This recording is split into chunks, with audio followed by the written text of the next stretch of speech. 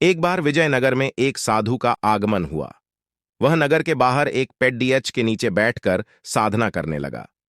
विजयनगर में उसके बारे में यह बात प्रसारित हो गई कि वह एक सिद्ध साधु है जो चमत्कार कर सकता है। सभी लोग उसके दर्शन के लिए धन, भोजन, फल फूल के चढ़ावे के साथ जाने लगे। तेनालीराम को जब इस संबंध में झांत हुआ तो वह भी साधु से मिलने पहुंचा। वहां पहुंचकर उसने देखा कि साधु के सामने चढ़ावे का ढेर लगा हुआ है और नगर के लोग आंखें बंद कर आराधना में लीन हैं।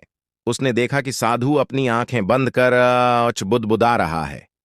तेनालीराम कुशाग्र बुद्धि था।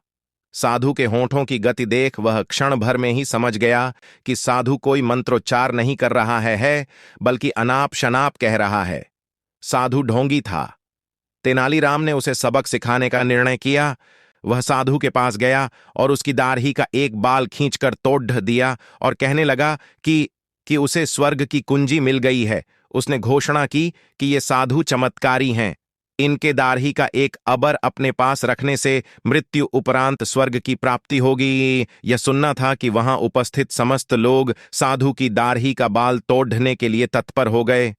तेनालीराम द्वारा अपनी दाढ़ी का बाल खींचे जाने से हुई पीड़ा से साधु उबरा नहीं था।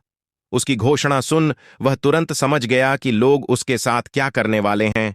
वह जान बचाकर वहां से भाग गया। तब तेनालीराम ने उपस्थित लोगों को वस्तुस्थिति से अवगत कराया और ऐसे ढोंगियों से दूर रहने की नसीहत दी।